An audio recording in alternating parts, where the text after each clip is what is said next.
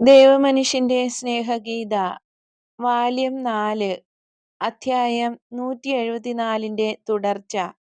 മലയിലെ പ്രസംഗം. സ്വർഗീയ സൗഭാഗ്യങ്ങൾ. ഭാഗം 5. മഗ്ദലനയുമായി കൂടിക്കാഴ്ച. 1944 ആഗസ്റ്റ് 12 ദർശനത്തിൽ നിന്ന് 35 വരി മുതൽ അവസാനം വരെയും, അതായത് മേരി മഗ്ദലനയുടെ വിടവാങ്ങൽ ഇവിടെ എഴുതി ചേർക്കണമെന്ന് ഈശോ എന്നോട് പറഞ്ഞു. 1944 ഓഗസ്റ്റ് 12. ഈശോ പറഞ്ഞു, നോക്കുക, എഴുതുക. ഇത് എല്ലാവർക്കും വേണ്ടി ഞാൻ തരുന്ന കാരുണ്യത്തിന്റെ സുവിശേഷമാണ്. വിശേഷിച്ചും തങ്ങളുടെ പാപങ്ങളെപ്പറ്റി സ്വയം മനസ്സിലാക്കുന്ന സ്ത്രീകൾക്ക് വേണ്ടിയുള്ളതാണിത്. അവർ അവളെ അനുഗമിച്ച് പശ്ചാത്തപിക്കണമെന്ന് ഞാൻ അഭ്യർത്ഥിക്കുന്നു.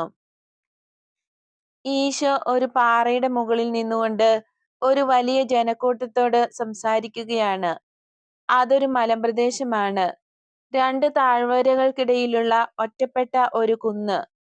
അതിന്റെ ഏറ്റവും ഉയർന്ന ഭാഗം ഒരു നുകം പോലെയോ, കുറെ കൂടി കൃത്യമായി പറഞ്ഞാൽ ഒരു ഒട്ടകത്തിന്റെ ഉപ്പൂറ്റി പോലെയോ ഉണ്ട്. അതിന് ഏതാനും വാര താഴെ പ്രകൃതിദത്തമായ ഒരു തടമുണ്ട്. നന്നായി പണി ചെയ്ത ഒരു കൊട്ടകയിൽ എന്നവണ്ണം അവിടെ ശബ്ദം ഭംഗിയായി പ്രതിധ്വനിക്കും.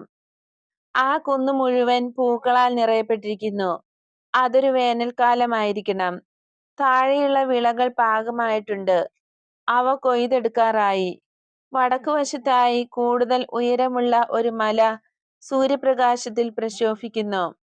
നേരെ താഴെ കിഴക്കുവശത്തായി ഗലീലിയ കടൽ കാണാം. ഉടഞ്ഞു വീണ ഒരു കണ്ണാടിയുടെ അസംഖ്യം ചില്ലുകൾ ഇന്ദ്രനീലക്കല്ലുകളായി രൂപാന്തരപ്പെട്ട് സൂര്യപ്രകാശത്തിൽ വെട്ടിത്തിളങ്ങുന്നതുപോലെ ഇരിക്കുന്നു ആ സമുദ്രം. അതിന്റെ വെട്ടിത്തിളങ്ങുന്ന നീല സ്വർണ്ണ നിറങ്ങൾ ആരുടെയും കണ്ണഞ്ചിപ്പിക്കും. നീലാകാശത്തിലെ കുറെ വെൺമേഘങ്ങളുടെ പ്രതിബിംബവും വേഗത്തിൽ പോകുന്ന പായ്ക്കപ്പലുകളുടെ നിഴലും അതിൽ കാണാം.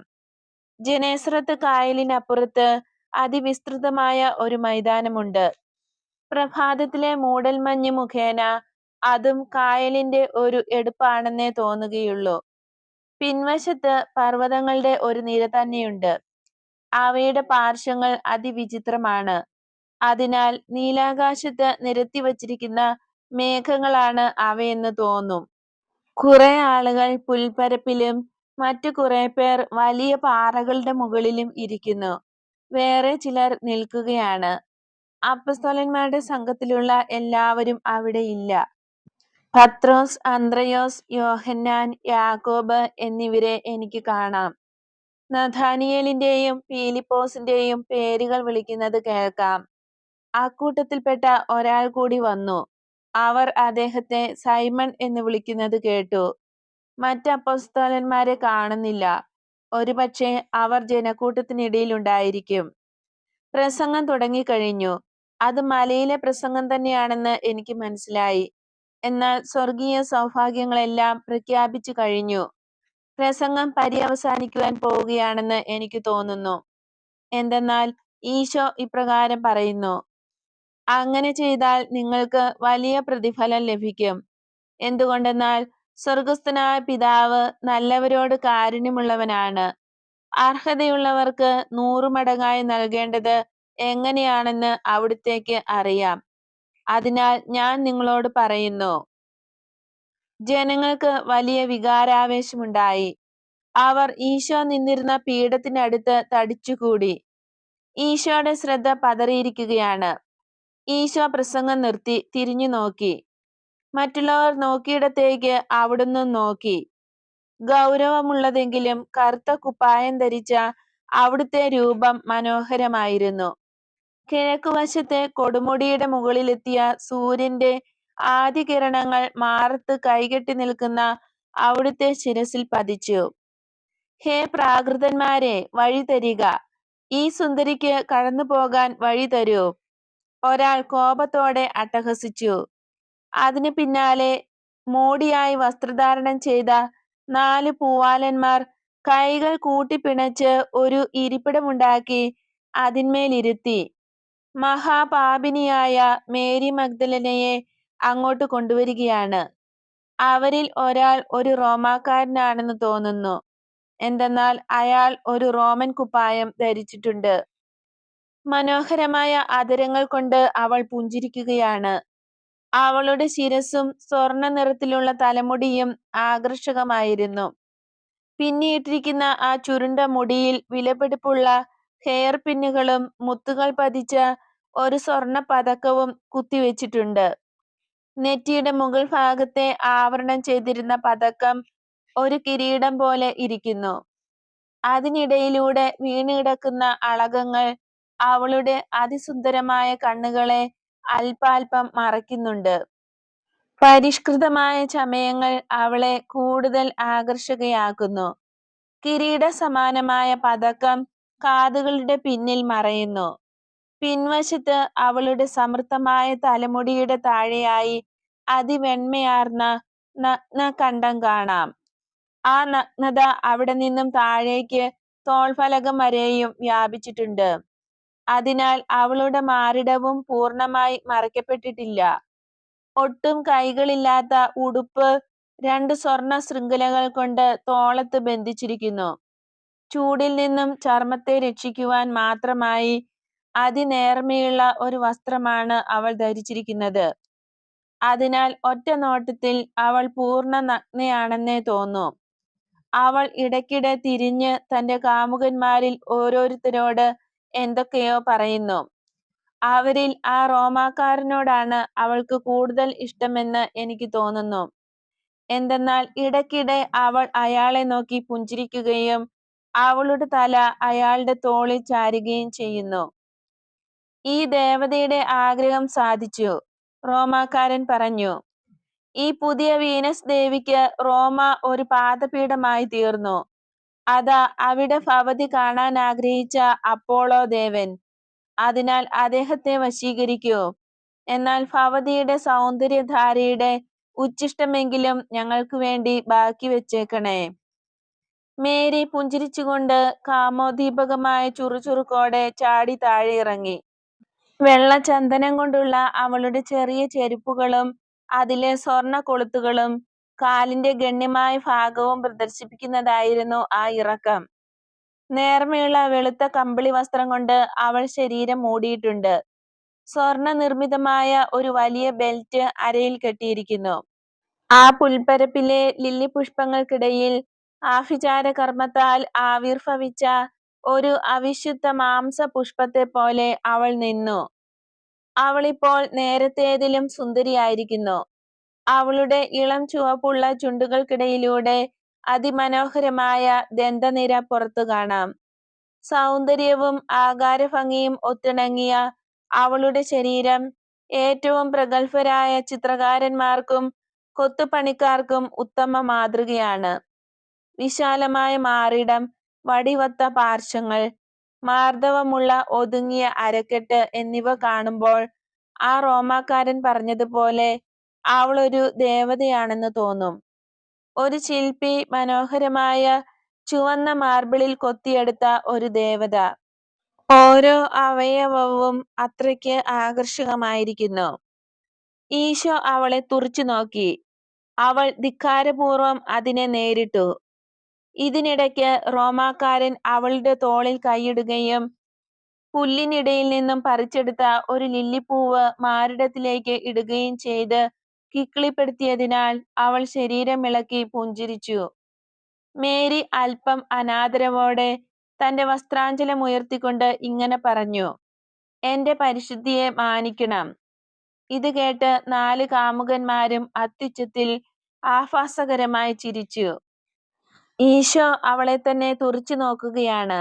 അതിനാൽ ആ വെടലച്ചിരി പെട്ടെന്ന് അടങ്ങി. അവിടുന്ന് നോട്ടം പിൻവലിച്ചുകൊണ്ട് പ്രസംഗം പുനരാരംഭിച്ചു. എരിഞ്ഞടങ്ങാൻ തുടങ്ങിയ ആ പ്രസംഗം ആ മായാരൂപിണിയുടെ ആഗമനത്തോടെ വീണ്ടും കത്തിജ്വലിക്കുകയാണെന്ന് തോന്നുന്നു. അവളുടെ വരവിൽ ബുദ്ധിമുട്ടും നാണക്കേടും അനുഭവപ്പെട്ട പ്രേക്ഷകരെ നോക്കിക്കൊണ്ട് അവിടുന്ന് പറഞ്ഞു: നിയമത്തോട് വിശ്വസ്തത പുലർത്താനും വിനയവും കാരുണ്യവും ഉള്ളവരാകുവാനും രക്തബന്ധത്തിലുള്ളവരെ മാത്രമല്ല, മനുഷ്യരായി ജനിച്ച എല്ലാവരെയും സഹോദരന്മാരായി സ്നേഹിക്കുവാനും ഞാൻ നിങ്ങളോട് പറഞ്ഞു. എന്നാൽ ഇപ്പോൾ ഞാൻ നിങ്ങളോട് പറയുന്നത് എന്തെന്നാൽ, നിങ്ങൾ അപലപിക്കുവാൻ ആഗ്രഹിക്കുന്ന പാപത്തിൽ നിന്നും വിമുക്തരല്ലെങ്കിൽ നിങ്ങൾ ആ പാപത്തെ അപലപിക്കരുതെന്നാണ്. തങ്ങളോട് തന്നെ ഒഴികെ മറ്റെല്ലാവരോടും കർക്കശമായി പെരുമാറുന്ന ശാസ്ത്രികളെയും പരീശന്മാരെയും പോലെ നിങ്ങൾ പെരുമാറരുത്. അവർ ബാഹ്യമായതിനെയാണ് അശുദ്ധം എന്ന് വിളിക്കുന്നത്, എന്നാൽ അതിനെ ബാഹ്യമായതിനെ മാത്രമേ അശുദ്ധമാക്കാൻ കഴിയൂ. അവരാകട്ടെ ഉള്ളിന്റെ ഉള്ളിൽ അവരുടെ ഹൃദയത്തിൽ അശുദ്ധിയെ കൈക്കൊള്ളുന്നവരാണ്. അശുദ്ധിയുള്ളിടത്ത് ദൈവം വസിക്കുന്നില്ല. എന്തുകൊണ്ടെന്നാൽ ദൈവത്തിന്റെ സ്വന്തമായതിനെ അശുദ്ധി മലിനമാക്കുന്നു.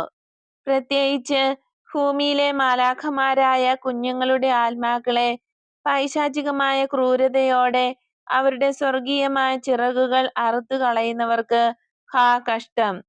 ഭൗതിക വസ്തുക്കളുടെ രുചി ആസ്വദിപ്പിച്ച് ആ സ്വർഗീയ പുഷ്പങ്ങളുടെ ചേറിൽ വലിച്ചെറിയുന്നവർക്ക് ഹാ കഷ്ടം. ഇക്കൂട്ടർ ഈ പാപം ചെയ്യുന്നതിനേക്കാൾ നല്ലത് ഇടിമിന്നലേറ്റ് അവർ മരിച്ചു പോകുന്നതാണ്. ധനികർക്കും അമിതമായ സുഖഭോഗങ്ങളിൽ മുഴുകി ജീവിക്കുന്നവർക്കും ഹാ കഷ്ടം. എന്തുകൊണ്ടെന്നാൽ ഇങ്ങനെയുള്ളവരിലാണ് ഏറ്റവും അധികം അശുദ്ധി കാണപ്പെടുന്നത്. അലസതയും പണവും അവരുടെ കിടക്കയും തലയിണയുമാണ്. നിങ്ങളിപ്പോൾ ചൊടിച്ചിരിക്കും. ഭോഗാസക്തിയാകുന്ന ഭക്ഷണം തൊണ്ടയിലെത്തി നിങ്ങളെ ശ്വാസം മുട്ടിക്കുന്നു. എങ്കിലും നിങ്ങൾ വിശപ്പുള്ളവരായിരിക്കും. നിങ്ങളുടെ വിശപ്പ് അതിഭയങ്കരമായിരിക്കും. നിങ്ങൾക്ക് ഒരിക്കലും പൂർണ്ണമായ തൃപ്തി കൈവരികയില്ല. നിങ്ങൾ ഇപ്പോൾ ധനികരാണ്. ഈ ധനം കൊണ്ട് എത്രത്തോളം നന്മ ചെയ്യുവാൻ നിങ്ങൾക്ക് കഴിഞ്ഞു? നേരെ മറിച്ച് നിങ്ങൾക്കും മറ്റുള്ളവർക്കും കഴിയുന്നത്ര തിന്മയാണ് നിങ്ങൾ ചെയ്തത്. എന്നാൽ ഒരിക്കലും അവസാനിക്കാത്ത ഒരു ദിവസത്തിൽ നിങ്ങൾക്ക് വിജയിച്ച് മുന്നേറുകയാണെന്ന് നിങ്ങൾ വിചാരിക്കുന്നു. എന്നാൽ നിങ്ങളുടെ കണ്ണുനീർ കൊണ്ട് ഗേഹന്നായിലെ കുളങ്ങൾ നിറയും. അതൊരിക്കലും അവസാനിക്കുകയില്ല. വ്യഭിചാരത്തിന്റെ അഭയസ്ഥാനം എവിടെയാണ്? യുവതികളുടെ ഈ തിന്മയുടെ ഗൂഢസങ്കേതം ഏതാണ്? വൈവാഹിക ബന്ധത്തിലുള്ള കിടക്കയ്ക്ക് പുറമെ വേറെ 2-3 കിടക്കകൾ കൂടി തേടിപ്പോകുന്നതാരാണ്? തന്റെ പണം ധൂർത്തടിക്കുകയും ജോലി ചെയ്ത് തന്റെ കുടുംബത്തെ പുലർത്താനായി ദൈവം തന്നിരിക്കുന്ന ശരീരം അവിശുദ്ധങ്ങളായ വേശ്യകൾക്ക് നൽകി അതിന്റെ ആരോഗ്യം ക്ഷയിപ്പിച്ചു കളയുകയും ചെയ്യുന്നത് ആരാണ്? നിങ്ങൾ വ്യഭിചാരം ചെയ്യരുത് എന്ന കൽപ്പന നിങ്ങൾ കേട്ടിട്ടുണ്ടല്ലോ. എന്നാൽ ഞാൻ നിങ്ങളോട് പറയുന്നത്, കാമാസക്തിയോടെ ഒരു സ്ത്രീയെ നോക്കുന്നവനും ഒരു പുരുഷനോടൊപ്പം പോകാൻ ആഗ്രഹിക്കുന്നവളും അതുകൊണ്ട് തന്നെ തന്റെ ഹൃദയത്തിൽ വ്യഭിചാരം ചെയ്തു കഴിഞ്ഞു എന്നാണ്. യാതൊരു ന്യായം കൊണ്ടും വ്യഭിചാരത്തെ ന്യായീകരിക്കുവാൻ കഴിയുകയുമില്ല. യാതൊന്നുകൊണ്ടും ഭാര്യയുടെ ദുശ്ശീലങ്ങളോ ഭർത്താവിന്റെ നിരാകരണമോ ഇതിനുള്ള ന്യായീകരണമാവില്ല. ഉപേക്ഷിക്കപ്പെട്ട സ്ത്രീയോടുള്ള അനുകമ്പയും ഇതിന് കാരണമായിക്കൂടാ. നിങ്ങൾക്ക് ഒരേയൊരു ആത്മാവേ ഉള്ളൂ. പരസ്പര വിശ്വാസത്തിലൂടെ അത് മറ്റൊരു ആത്മാവുമായി യോജിച്ചു കഴിഞ്ഞാൽ പിന്നെ വഞ്ചന കാണിക്കരുത്. അല്ലയോ ദുഷ്ടാത്മാക്കളെ, നേരെ മറിച്ചായാൽ മനോഹരമായ ശരീരം വരുത്തിവയ്ക്കുന്ന പാപം നിങ്ങളെ ഒടുങ്ങാത്ത അഗ്നിയിലേക്ക് നയിക്കും. നിത്യശിക്ഷയ്ക്ക് വിധേയമാകുന്നതിനേക്കാൾ എത്രയോ നല്ലതാണ് നിങ്ങളുടെ ശരീരത്തെ അംഗവിച്ഛേദം ചെയ്യുന്നത്. അല്ലയോ ധനവാന്മാരെ, ദുഷ്ടതയുടെ അഴുക്കുവെള്ളം കെട്ടിനിർത്തിയിരിക്കുന്ന സംഭരണികളെ, നിങ്ങളുടെ ധാർമ്മിക ബോധം വീണ്ടെടുക്കുക. അങ്ങനെ നിങ്ങൾ സ്വർഗത്തെ വെറുക്കാതിരിക്കുവാൻ ഇടവരട്ടെ. വശീകരണക്ഷമമായ ദിവാസ്വപ്നത്തിലും ഹാസ്യഭാവത്തിലും ഇരുന്ന് പ്രസംഗം കേട്ടുകൊണ്ടിരുന്ന മേരി ആദ്യമൊക്കെ ഇടയ്ക്കിടെ അസ്വസ്ഥത പ്രകടിപ്പിച്ചുകൊണ്ടിരുന്നു. ഒടുവിലായപ്പോഴേക്കും അത് കടും കോപമായി മാറി. തന്നെ നോക്കിയല്ല പറഞ്ഞതെങ്കിലും പറഞ്ഞതൊക്കെ തന്നോടാണെന്ന് അവൾക്ക് മനസ്സിലായി. കോപം നിയന്ത്രണാതീതമായപ്പോൾ അവൾ അവിടം വിട്ടിറങ്ങി. ആളുകളുടെ പരിഹാസ്യോദ്ദകമായ നോട്ടവും ഈശോയുടെ ശബ്ദവും കുറെ നേരത്തേക്ക് അവളെ പിന്തുടരുന്നുണ്ടായിരുന്നു. മലയുടെ താഴ്വാരത്തിലേക്ക് ഇറങ്ങിപ്പോകവേ അവളുടെ വസ്ത്രാഞ്ചലം വഴിയോരത്തെ ഞെരിഞ്ഞിലുകളിലും കാട്ടുറോസകളിലും ഉടക്കി. അവ കോപത്തോടെ അവളെ പരിഹസിച്ച് ചിരിക്കുകയാണെന്ന് തോന്നുന്നു. മറ്റൊന്നും കാണാൻ എനിക്ക് കഴിയുന്നില്ല. എന്നാൽ ഇനിയും നിനക്ക് കൂടുതൽ കാണാം എന്ന് ഈശോ പറയുന്നു. ഈശോ തുടർന്ന് പറയുന്നു, ഇവിടെ സംഭവിച്ച കാര്യത്തിൽ നിങ്ങൾ കോപാകുലരാണ്. കഴിഞ്ഞ 2 ദിവസമായി യാതൊരു കുഴപ്പവുമില്ലാതിരുന്ന നമ്മുടെ കൂടാരം സാത്താന്റെ ഫൂൽക്കാരം മൂലം മറിഞ്ഞു വീണിരിക്കുന്നു. ഇനി അത് ഒരു വാസസ്ഥാനമായി ഉപയോഗിക്കാൻ പറ്റില്ല. അതിനാൽ അത് ഉപേക്ഷിച്ചേക്കൂ. എന്നാൽ വിശാലവും പ്രകാശമാനവുമായ ഈ ചക്രവാളത്തിന്റെ കീഴിൽ നിന്നുകൊണ്ട് ഏറ്റവും പൂർണ്ണമായ ഈ നിയമസംഹിത സമാഹരിക്കുവാൻ ഞാൻ ആഗ്രഹിക്കുന്നു. ദൈവം സ്രഷ്ടാവാണെന്ന നിലയിലുള്ള തന്റെ മഹത്വത്തോടു കൂടി പ്രത്യക്ഷപ്പെടുകയും തന്റെ അത്ഭുതങ്ങൾ നിരീക്ഷിക്കുകയും ചെയ്യുന്നുണ്ട്. സാത്താനല്ല, ദൈവമാണ് സർവശക്തനെന്ന് നമുക്ക് ദൃഢമായി വിശ്വസിക്കാം. ഒരു ചെറിയ പുൽക്കൊടിയെപ്പോലും സൃഷ്ടിക്കുവാൻ സാത്താന് കഴിയുകയില്ല. ഇത് നമ്മെ ആനന്ദിപ്പിക്കണം. നിങ്ങളെല്ലാം ഇപ്പോൾ വെയിലത്ത് നിൽക്കുകയാണല്ലോ. അത് ഹാനികരമാണ്. തണുപ്പും തണലുമുള്ള താഴ്വാരത്തിലേക്ക് മാറിയിരിക്കുക. നിങ്ങൾക്ക് വേണമെങ്കിൽ ഇപ്പോൾ ഭക്ഷണം കഴിക്കാം. ഇതേ വിഷയത്തെക്കുറിച്ച് തന്നെ ഞാൻ നിങ്ങളോട് സംസാരിക്കാം. പല കാരണങ്ങളാൽ നമുക്ക് കാലവിളംബമുണ്ടായി. എങ്കിലും അതേപ്പറ്റി ഖേദിക്കേണ്ട. നിങ്ങൾ ഇവിടെ ദൈവത്തോടൊപ്പമാണ്. ജനങ്ങൾ വിളിച്ചു പറഞ്ഞു, അതെ, ഞങ്ങൾ ദൈവത്തോടൊപ്പമാണ്, അതായത് അങ്ങയോടൊപ്പം. അവർ കിഴക്കുവശത്തുള്ള ചെരുവിലെ മരക്കൂട്ടങ്ങൾക്കിടയിൽ ചിതറിയിരുന്നു. നല്ല ചൂടുള്ള വെയിലിൽ നിന്നും വൃക്ഷശാഖകൾ അവർക്ക് അഭയമരുളി. ഈ സമയത്ത് കൂടാരം താഴേക്ക് കൊണ്ടുവരുവാൻ ഈശോ പത്രോസിനോട് പറഞ്ഞു, നമ്മൾ ശരിക്കും ദൂരേക്ക് പോവുകയാണോ? അതെ, നാം പോവുകയാണ്. അവൾ വന്നതുകൊണ്ടാണോ? അതെ. എന്നാൽ ഇത് ആരോടും പറയണ്ട, വിശേഷിച്ചും തീക്ഷ്ണനോട്. ലാസറിനെ ചൊല്ലി അവന് സമനില തെറ്റും. ദൈവത്തിന്റെ വചനം പുറജാതികളാൽ അപഹസിക്കപ്പെടുവാൻ ഞാൻ അനുവദിക്കുകയില്ല. എനിക്ക് മനസ്സിലായി. മറ്റൊരു കാര്യം കൂടി നീ മനസ്സിലാക്കണം. ഗുരു, അതെന്താണ്? ചില സന്ദർഭങ്ങളിൽ നിശബ്ദത പാലിക്കേണ്ടത് ആവശ്യമാണ്. ഇത് മറക്കരുത്. നീ എനിക്ക് ഏറെ പ്രിയപ്പെട്ടവനാണ്. എങ്കിലും ചിലപ്പോൾ പൊട്ടിത്തെറിച്ച് ക്രൂര വിമർശനങ്ങൾ ചൊരിയുന്ന സ്വഭാവം നിനക്കുമുണ്ട്. എനിക്ക് മനസ്സിലായി. ലാസറും സൈമണും വരണമെന്ന് അങ്ങ് ആഗ്രഹിക്കുന്നില്ല. മറ്റുള്ളവരുടെ കാര്യവും അങ്ങനെ തന്നെ. അവിടെ എത്ര ദിവസം വേണ്ടിവരുമെന്നാണ് അങ്ങ് കരുതുന്നത്? ഇന്നും നാളെയും മറ്റന്നാളും. യോനായുടെ മകനായ എന്റെ ശിമയോന്റെ കർക്കശ സ്വഭാവം എപ്പോഴും നിരീക്ഷിക്കേണ്ടത് ആവശ്യമാണല്ലോ. തന്നെ സഹായിക്കുന്നതിനായി അവിടുന്ന് മറ്റ് അപ്പസ്തോലന്മാരെയും വിളിച്ചു. യൂദാസ് കറിയോത്ത ഒരു മൂലയ്ക്ക് ആലോചനാനിമഗ്നനായി ഇരിക്കുന്നു. ഈശോ 3 തവണ വിളിച്ചിട്ടും അയാൾ കേട്ടില്ല. ഒടുവിൽ തല തിരിച്ചു ചോദിച്ചു, ഗുരു, അങ്ങ് എന്നെ വിളിച്ചോ?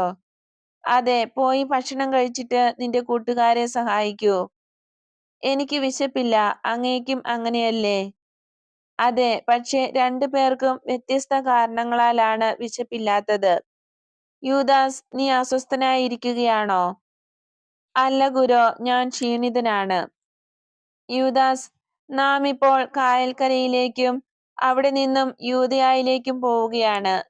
ഞാൻ വാഗ്ദാനം ചെയ്തിരുന്നത് പോലെ നിനക്ക് നിന്റെ അമ്മയെ കാണാമല്ലോ. യൂദാസ് സന്തോഷം കൊണ്ട് തുള്ളിച്ചാടി. ശരിക്കും അങ്ങ് മാത്രമേ എന്റെ കൂടെ വരുന്നുള്ളോ? തീർച്ചയായും. യൂദാസ്, നീ എന്നെ സ്നേഹിക്കുക.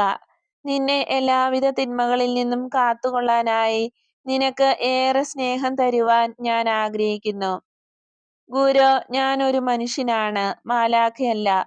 ചിലപ്പോഴൊക്കെ എനിക്ക് ക്ഷീണം തോന്നാറുണ്ട്. ഉറക്കം വരുന്നത് ഒരു പാപമാണോ? അല്ല. എങ്കിലും ഒരു വ്യവസ്ഥ മാത്രമുണ്ട്. നീ ഉറങ്ങുന്നത് എന്റെ മാറിലായിരിക്കണം. അങ്ങോട്ട് നോക്കൂ, ജനങ്ങൾ എത്ര സന്തുഷ്ടരായിരിക്കുന്നു.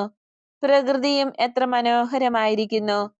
യൂദയായും ഈ വസന്തകാലത്ത് മനോഹരമായിരിക്കും. ഗുരോ ഏറ്റവും അധികം ഭംഗിയുള്ളതായിരിക്കും. എന്നാൽ ഇതിലും ഉയരം കൂടിയ മലമ്പ്രദേശങ്ങളിൽ വസന്തകാലം വൈകിയേ വരൂ.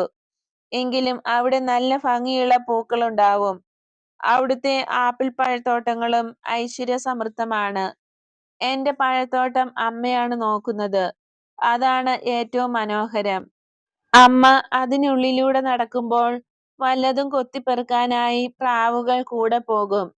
ഞാൻ പറയുന്നത് വിശ്വസിച്ചാലും അങ്ങയുടെ ഹൃദയത്തെ ആഹ്ലാദിപ്പിക്കുന്ന ഒരു കാഴ്ചയായിരിക്കും അത്. നീ പറയുന്നത് ഞാൻ വിശ്വസിക്കുന്നു. അത്രയധികം ക്ഷീണിതയല്ലെങ്കിൽ എന്റെ അമ്മയെയും കൂടി ഞാൻ കൊണ്ടുവരാം. അവർക്ക് നിന്റെ അമ്മയെ പരിചയപ്പെടാമല്ലോ. അവർ പരസ്പരം സ്നേഹിക്കും. എന്തുകൊണ്ടെന്നാൽ രണ്ടുപേരും നല്ലവരാണ്. ഇത് കേട്ടപ്പോൾ വിശപ്പില്ലായ്മയും ക്ഷീണവും ഒക്കെ മറന്ന് യൂദാസ് കൂട്ടുകാരന്റെ അടുത്തേക്ക് ഓടിപ്പോയി. നല്ല ഉയരമുള്ളവനാകയാൽ കൂടാരത്തിന്റെ ഏറ്റവും മുകളിലുള്ള കെട്ടുകളൊക്കെ പരസഹായം കൂടാതെ അയാൾ അഴിച്ചുകൊടുത്തു. പിന്നെ ഒരു കൊച്ചുകുട്ടിയെപ്പോലെ സന്തോഷപൂർവ്വം അപ്പവും ഒലിവ് പഴവും ഭക്ഷിച്ചു. ഈശോ ദയാപൂർവ്വം അയാളെ നോക്കിയിട്ട് മറ്റ് അപ്പൊസ്തലന്മാരുടെ അടുത്തേക്ക് പോയി. ഗുരോ, ഇതാ കുറെ അപ്പം, ഒരു മുട്ടയുമുണ്ട്. ചുവന്ന കുപ്പായമിട്ട ധനികനായ ഒരാൾ അവിടെ നിന്നല്ലോ. അയാൾ എനിക്ക് തന്നതാണ്. ഞാൻ അയാളോട് പറഞ്ഞു, നിങ്ങൾ പ്രസംഗം കേൾക്കുന്നു, വിശന്നിരിക്കുന്നു. ഈശോ പ്രസംഗിക്കുന്നു, വിശന്നിരിക്കുന്നു. നിങ്ങളുടെ പക്കലുള്ള ഒരു മുട്ട ഏൽപ്പിക്കൂ. ഇത് നിങ്ങൾക്ക് ചെയ്യുന്നതിലും അധികം നന്മ അവിടുത്തേക്ക് ചെയ്യും. പത്രോസ് ഈശോയോട് പറഞ്ഞു. പത്രോസ്, ഈശോ വിളിച്ചു. അരുത് കർത്താവേ, മാതാവിന്റെ ശുഷ്കമായ മാറിടം നുകരുന്ന ഒരു കുട്ടിയെപ്പോലെ അവിടുന്ന് ക്ഷീണിതനാണ്. ഇണചേരുന്ന കാലം കഴിഞ്ഞ് ക്ഷീണിച്ചു വരുന്ന മത്സ്യത്തെ പോലെ ആയിരിക്കുകയാണ് അവിടുന്ന്. ഇത് ഞാൻ കാണുന്ന കാര്യവുമാണ്. ഇതിന് ഞാൻ എന്നെ തന്നെ കുറ്റപ്പെടുത്തുന്നില്ല. ചുടുചാരത്തിലിട്ട് ഞാൻ ഈ മുട്ട വേവിച്ചു തരാം. അവിടുന്ന് തിന്നണം. അങ്ങ് ഇത് തിന്നുകയില്ലേ? ആഴ്ചകളോളമായി നാം അപ്പവും ഒലിവ് പഴങ്ങളും അല്പം മാത്രമേ കഴിക്കുന്നുള്ളൂ. നമ്മൾ ഉപവസിക്കുകയാണെന്ന് മറ്റുള്ളവർ പറഞ്ഞേക്കാം. അവിടുന്ന് എല്ലാവരെയുംകാൾ കുറച്ച് ഭക്ഷിക്കുകയും എല്ലാവർക്കും വേണ്ടി സംസാരിക്കുകയുമാണ് ചെയ്യുന്നത്. ഇതാ മുട്ട, ചൂടോടെ കഴിച്ചുകൊള്ളുക. ഇത് അങ്ങേക്ക് ഗുണം ചെയ്യും. ഈശോ അത് അനുസരിച്ചു. പത്രോസ് അപ്പം മാത്രം തിന്നുന്നത് കണ്ടപ്പോൾ അവിടുന്ന് ചോദിച്ചു, എന്താണിങ്ങനെ? ഒലിവ് പഴങ്ങൾ എവിടെ? ശിശുശ്, പിന്നീട് ഒരാൾക്ക് കൊടുക്കാൻ ഞാൻ അവ മാറ്റിവച്ചിരിക്കുകയാണ്. ഞാൻ വാക്കു കൊടുത്തു പോയി. ആർക്ക്? കുറെ കുട്ടികൾക്ക്. എന്നാൽ അവസാനം വരെയും അവർ മിണ്ടാതെ ഇരുന്നില്ലെങ്കിൽ ഞാൻ അവ തിന്നു അവർക്ക് അടിയും കൊടുക്കും. അത് കൊള്ളാമല്ലോ. ഹേയ്, ഒരിക്കലും ഞാനത് ചെയ്യുകയില്ല. പക്ഷെ അങ്ങനെ പറഞ്ഞേ പറ്റൂ. വായാടിത്തത്തിന് എനിക്കും കുറേയധികം അടി കിട്ടിയിട്ടുണ്ട്. എന്റെ തമാശകൾക്ക് അവർ ഓരോന്ന് വച്ച് തന്നാലോ? ശരിക്കും എനിക്കതിന് അർഹതയുണ്ട്. എങ്കിൽ 10 ഇരട്ടി അടി എനിക്ക് കിട്ടും. എങ്കിലും അവർക്ക് അങ്ങയോട് ഇഷ്ടമാണ്. ഞാനും അതുപോലെയാണ്. എന്തുകൊണ്ടെന്നാൽ അവരെ കിട്ടിയത് എനിക്കാണല്ലോ. ആ അപ്പസ്തോലന്റെ ആത്മാർത്ഥമായ പറച്ചിൽ കേട്ട് എല്ലാവരും ചിരിച്ചുപോയി. അപ്പോൾ ബർത്തലോമ്യോ പറഞ്ഞു, ഗുരു, ഒരു കാര്യം അങ്ങയെ ഓർമ്മിപ്പിക്കുവാൻ ഞാൻ ആഗ്രഹിക്കുന്നു. ഇന്ന് വെള്ളിയാഴ്ചയാണ്. നാളെ അവർക്ക് യഥാസമയം ഭക്ഷണം കിട്ടുമെന്നോ വീട്ടിലെത്താൻ കഴിയുമെന്നോ എനിക്ക് തോന്നുന്നില്ല. ശരിയാണ്, ഇന്ന് വെള്ളിയാഴ്ചയായി. മറ്റു പലരും അതിനെ പിന്താങ്ങി. അത് പ്രശ്നമല്ല, ദൈവം അതിനൊക്കെ വഴി കാണും. പക്ഷേ നാം അവരോട് പറയണം. വൃക്ഷങ്ങൾക്കിടയിൽ ഇരുന്ന ജനങ്ങളുടെ അടുത്തേക്ക് ഈശോ പോയി. അവിടുന്ന് പറഞ്ഞു, ആദ്യമായി ഒരു കാര്യം നിങ്ങളെ ഓർമ്മിപ്പിക്കുവാൻ ഞാൻ ആഗ്രഹിക്കുന്നു. അതായത്, ഇന്ന് വെള്ളിയാഴ്ചയാണ്. സമയത്തിന് വീട്ടിലെത്താൻ കഴിയുകയില്ലെന്ന് ഭയമുള്ളവരും നാളത്തേക്കുള്ള ഭക്ഷണം ദൈവം തരുമെന്ന് വിശ്വസിക്കാൻ കഴിയാത്തവരും ഉടൻ തന്നെ പൊയ്ക്കൊള്ളണം. സൂര്യാസ്തമയത്തിന് മുമ്പ് അവർക്ക് വീട്ടിലെത്താം. ആ വലിയ ജനക്കൂട്ടത്തിൽ നിന്ന് ഏകദേശം 50 പേർ എഴുന്നേറ്റ് പോയി. ബാക്കിയുള്ളവർ അവിടവിടെ ഇരുന്നു.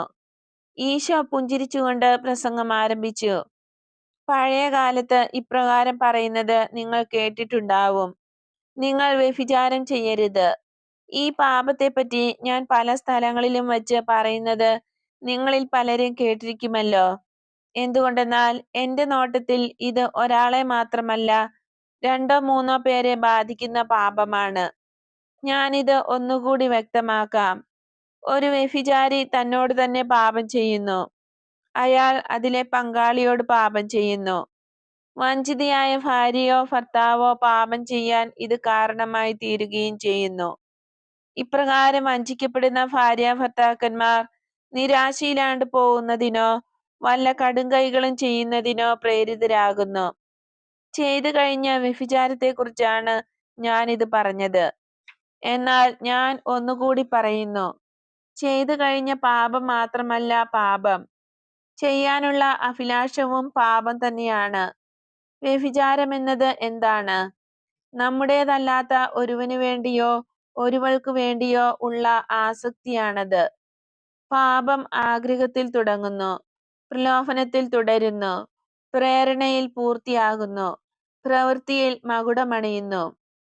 ഒരാൾ ഈ പാപത്തിന് തുടക്കം കുറിക്കുന്നത് എങ്ങനെയാണ്?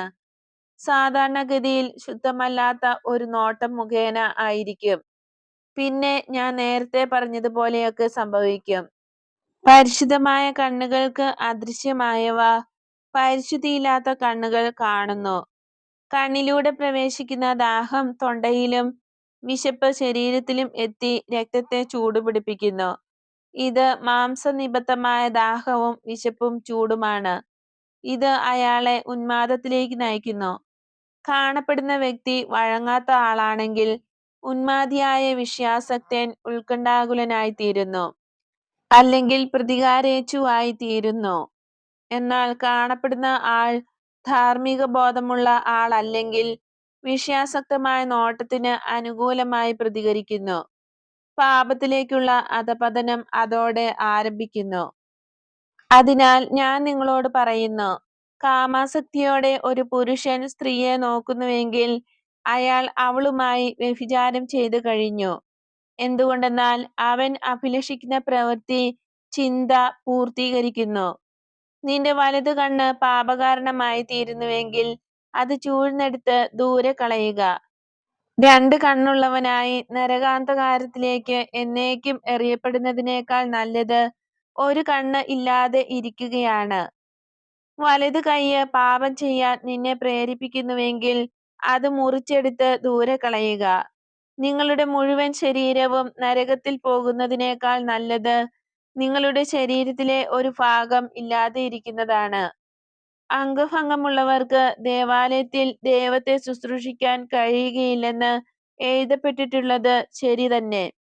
എന്നാൽ ഈ ലോകത്തിനു ശേഷം ജന്മനാ പരിശുദ്ധരായിട്ടുള്ള വികലാംഗരും നന്മയെ പ്രതി വികലാംഗരാക്കപ്പെട്ടിട്ടുള്ളവരും മാലാഖമാരേക്കാൾ സൗന്ദര്യമുള്ളവരായി തീരുകയും സ്വർഗീയ സൗഭാഗ്യത്തിലിരുന്ന് ദൈവത്തെ സ്നേഹിച്ചുകൊണ്ട് അവിടുത്തെ ശുശ്രൂഷിക്കുകയും ചെയ്യും. ആരെങ്കിലും ഭാര്യയെ ഉപേക്ഷിക്കുന്ന പക്ഷം അവൾക്ക് ഉപേക്ഷാച്ചീട്ട് നൽകണം എന്ന് പറയപ്പെട്ടിട്ടുണ്ട്. എന്നാൽ ദൈവത്തിന്റെ അനുശാസന അല്ലാത്തതുകൊണ്ട് ഈ നിയമം തള്ളിക്കളയേണ്ടതാണ്. ദൈവം ആദത്തോട് പറഞ്ഞത് ഇപ്രകാരമാണ്: നിനക്ക് വേണ്ടി ഞാൻ സൃഷ്ടിച്ച സഹായിയാണിത്. നിങ്ങൾ വർദ്ധിച്ച് ഭൂമിയിൽ നിറയുക, അതിനെ പിടിച്ചടക്കുക. അതുവരെയും പാപം ചെയ്തിട്ടില്ലാത്ത ആദാമിനെ മികച്ച ബുദ്ധിശക്തിയാൽ ദൈവം പരിപൂർണനാക്കി. ആദം പറഞ്ഞു, ഇവൾ എന്റെ അസ്ഥിയുടെ അസ്ഥിയും മാംസത്തിന്റെ മാംസവുമാണ്. ഇവൾ സ്ത്രീ എന്ന് വിളിക്കപ്പെടും, അതായത് ഇവൾ എന്റെ തന്നെ മറ്റൊരു രൂപമാണ്. എന്തുകൊണ്ടെന്നാൽ ഇവൾ എന്നിൽ നിന്നും എടുക്കപ്പെട്ടവളാണ്. അതുകൊണ്ടാണ് ഒരു പുരുഷൻ തന്റെ മാതാപിതാക്കളെ വിട്ട് ഭാര്യയോട് പറ്റിച്ചേരുന്നത്. അങ്ങനെ അവർ ഒരു ശരീരമായി തീരുന്നു. നിത്യപ്രകാശമായ ദൈവം ആദത്തിന്റെ വാക്കുകളെ അംഗീകരിക്കുകയും അത് മാറ്റമില്ലാത്ത ആദ്യ നിയമമായി തീരുകയും ചെയ്തു. എന്നാൽ മനുഷ്യന്റെ ഹൃദയകാഠിന്യ നിമിത്തം മാനുഷിക നിയമദാതാവ് ഒരു പുതിയ നിയമം നിങ്ങൾക്ക് തരേണ്ടി വന്നു. മനുഷ്യന്റെ വർത്തമാനമായ അസ്ഥിരത മൂലം അദ്ദേഹം ഒരു നിയന്ത്രണ വ്യവസ്ഥ കൂടി ഏർപ്പെടുത്തി. ഭാര്യയെ ഉപേക്ഷിച്ചവൻ അവളെ തിരികെ സ്വീകരിക്കുവാൻ പാടില്ല. ഭൗമിക പറുദീസായിൽ വച്ച് പ്രാബല്യത്തിൽ വന്നതും ദൈവം അംഗീകരിച്ചതുമായ ആദ്യ നിയമത്തെ ഇത് ദുർബലമാക്കുന്നില്ല. ഞാൻ നിങ്ങളോട് പറയുന്നു, പരസംഗമൊഴികെ മറ്റെന്തെങ്കിലും കാരണത്തിന് ഭാര്യയെ ഉപേക്ഷിക്കുന്നവൻ അവളെ വ്യഭിചാരത്തിന് വിട്ടുകൊടുക്കുകയാണ് ചെയ്യുന്നത്. എന്തുകൊണ്ടെന്നാൽ ഉപേക്ഷിക്കപ്പെട്ട സ്ത്രീകളിൽ 90% എന്താണ് ചെയ്യുന്നത്? അവൾ വീണ്ടും വിവാഹിതയാവും. അതിന്റെ പ്രത്യാഘാതം എന്തായിരിക്കും? അതേപ്പറ്റി എത്ര വേണമെങ്കിലും പറയാം. ഈ സമ്പ്രദായം അബോധപൂർവമായ അവിഹിത വേഴ്ചയ്ക്ക് വഴിതെളിക്കുമെന്ന് നിങ്ങൾക്ക് അറിയാമോ? കാമാസക്തിയുടെ പേരിൽ എത്രയധികം പേരിൽ ഇതിന് വേറെ പേരൊന്നുമില്ല. നിങ്ങൾ നേർവഴിക്ക് ചിന്തിക്കൂ. ആത്മാവ് പരിശുദ്ധമെങ്കിൽ നിങ്ങൾക്ക് ഏത് പ്രശ്നത്തെയും അതിജീവിക്കാം. എന്നാൽ ആത്മാവ് കാമാസക്തമെങ്കിൽ ഇന്ദ്രിയങ്ങളെ തൃപ്തിപ്പെടുത്തുന്നതിന് എല്ലാം ഒഴികഴിവായി തീരും. പരിശുദ്ധിയോടെ സ്നേഹിക്കുവാൻ കഴിയുമെങ്കിൽ സ്ത്രീക്ക് തന്റെ നിരുന്മേഷം, വിരസത, വീട്ടുജോലികളിലുള്ള വീഴ്ചകൾ, വായാടിത്തം, ആഡംബരപ്രിയം എന്നിവയെ അതിജീവിക്കുവാനും രോഗം, മുൻകോപം എന്നിവയെ ഒഴിവാക്കാനും കഴിയും. എന്നാൽ പ്രഥമ ദിനത്തിലെ പോലെ പിന്നീട് ഭർത്താവിനെ സ്നേഹിക്കാൻ കഴിയില്ലെന്ന് പറയുന്നത് സുസാധ്യമായതിനെ അസാധ്യമായി വിചാരിക്കുന്നത് കൊണ്ടാണ്. തൽഫലമായി പാവപ്പെട്ട ഒരു സ്ത്രീ തെരുവിലേക്ക്, അപരിഹാര്യമായ വിനാശത്തിലേക്ക് വലിച്ചെറിയപ്പെടുന്നു. അവളെ ഉപേക്ഷിക്കുന്നവൻ വ്യഭിചാരം ചെയ്യുന്നു. വിവാഹമോചനത്തിന് ശേഷം അവളെ വിവാഹം ചെയ്യുന്നവനും വ്യഭിചാരം ചെയ്യുന്നു. ഇത് ഓർത്തുകൊള്ളുക. നിന്റെ ഇണയുടെ പേരിൽ നിനക്ക് അസന്തുഷ്ടിയുണ്ടെങ്കിൽ അതിന്റെ പ്രത്യാഘാതങ്ങൾ ഒരു കുരിശു പോലെ ചുമക്കുക. അസന്തുഷ്ടരല്ലെങ്കിലും രണ്ടുപേരും പരിശുദ്ധരായിരുന്നാൽ കുട്ടികളെ സന്തുഷ്ടരായി തന്നെ വളർത്താം. നിർഭാഗ്യകരമായ സ്ഥിതിവിശേഷങ്ങൾ കൂടുതൽ ബാധിക്കുക നിങ്ങളുടെ നിഷ്കളങ്കരായ കുട്ടികളെ ആയിരിക്കും. കുട്ടികളോട് സ്നേഹമുണ്ടെങ്കിൽ 100 തവണ ആലോചിച്ച് നിങ്ങൾ എന്തും ചെയ്യുകയുള്ളൂ. ജീവിത പങ്കാളി മരിച്ചു പോയാലത്തെ സ്ഥിതിയും ഇതുതന്നെയാണ്. ഓ, നിങ്ങൾക്കുള്ളതുകൊണ്ട് തൃപ്തിപ്പെടാൻ നിങ്ങൾക്ക് കഴിഞ്ഞെങ്കിൽ എന്ന് ഞാൻ ആഗ്രഹിക്കുന്നു. അതേപ്പറ്റി മതി എന്ന് ദൈവം പറയും. പങ്കാളിയുടെ മരണം നിങ്ങളെ ക്ഷീണിപ്പിക്കുകയല്ല, രക്ഷകർത്താവെന്ന നിലയിലുള്ള നിങ്ങളുടെ ഉത്തരവാദിത്വം വർദ്ധിപ്പിക്കുകയാണ് ചെയ്യുന്നതെന്ന് വിധവകളും വിഭാര്യരും മനസ്സിലാക്കണം. മരിച്ചുപോയ അമ്മയുടെ സ്ഥാനത്ത് നിങ്ങൾ ഒരമ്മയായി തീരണം. അച്ഛനാണ് മരിച്ചതെങ്കിൽ നിങ്ങൾ അച്ഛന്റെ സ്ഥാനം ഏറ്റെടുക്കണം. അങ്ങനെ രണ്ടാത്മാക്കളും കൂടി ഒന്നായി തീരുകയും മരിച്ചുപോയ പങ്കാളിയുടെ ചുണ്ടിൽ നിന്നും കുട്ടികൾക്കു വേണ്ടി സ്നേഹം ഏറ്റുവാങ്ങുകയും ചെയ്യണം.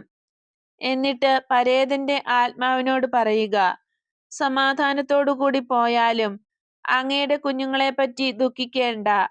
എന്റെ സ്വന്തം പേരിലും അങ്ങയുടെ പേരിലും ഞാൻ അവരെ തുടർന്ന് സ്നേഹിച്ചുകൊള്ളാം. ഞാൻ അവരെ ഇരട്ടിയായി അച്ഛനും അമ്മയും എന്ന നിലയിൽ സ്നേഹിക്കും. അനാഥരെന്ന നിലയിൽ അവർ ദുഃഖിക്കേണ്ടി വരില്ല. പുനർവിവാഹം ചെയ്ത് നമ്മുടെ കുട്ടികൾക്ക് ഒരു രണ്ടാനമ്മയോടോ വളർത്തച്ഛനോടോ ജന്മസിദ്ധമായ ഈർഷ്യ വരുത്തുവാനും ഞാൻ ഇടയാക്കുകയില്ല. എന്റെ മക്കളെ, എന്റെ പ്രസംഗം അവസാനിക്കാൻ പോവുകയാണ്. എന്തെന്നാൽ സൂര്യൻ പടിഞ്ഞാറ് അസ്തമിക്കുന്നു, പകലും അവസാനിക്കാൻ തുടങ്ങുന്നു. മലയിൽ ചേർന്ന ഈ യോഗത്തിൽ ഞാൻ പറഞ്ഞ വാക്കുകൾ നിങ്ങളുടെ ഓർമ്മയിൽ ഇരിക്കണമെന്ന് ഞാൻ ആഗ്രഹിക്കുന്നു. അവയെ നിങ്ങളുടെ ഹൃദയങ്ങളിൽ കൊത്തിവയ്ക്കുക. വീണ്ടും വീണ്ടും കൂടെ കൂടെ അവയെ വായിക്കുക. അവ നിങ്ങളെ എന്നെന്നും വഴി നടത്തട്ടെ. സർവോപരി ദുർബലരോട് കാരുണ്യം കാണിക്കുക. നിങ്ങൾ വിധിക്കപ്പെടാതിരിക്കുക. ദൈവം നിങ്ങളെ ഇപ്രകാരം അനുസ്മരിപ്പിക്കുന്ന സമയം വരുമെന്ന് ഓർത്തുകൊള്ളൂ. ഇങ്ങനെയാണ് നീ വിധിച്ചത്. അത് തെറ്റായിരുന്നുവെന്ന് ഈ അനുഭവത്തിലൂടെ നീ മനസ്സിലാക്കി കാണും. പാപം ആണെന്ന് അറിഞ്ഞുകൊണ്ട് തന്നെ നീ അന്ന് പാപം ചെയ്തു. ഇപ്പോൾ നീ അതിന്റെ ഫലം അനുഭവിച്ചേ മതിയാവൂ. കാരുണ്യമെന്നത് ഒരു ക്ഷമാപണമാണ്. എല്ലാവരോടും എല്ലാറ്റിലും ഔദാര്യം കാണിക്കുക.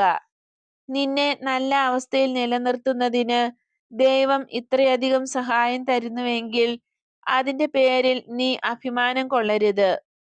നേരെ മറിച്ച് പരിപൂർണതയിലേക്കുള്ള പടികൾ മുഴുവൻ കയറുന്നതിനും ക്ഷീണിതരെയും അജ്ഞരെയും നിരാശരെയും ഒരു കൈ കൊടുത്ത് സഹായിക്കുന്നതിനും നിങ്ങൾ തയ്യാറാവണം.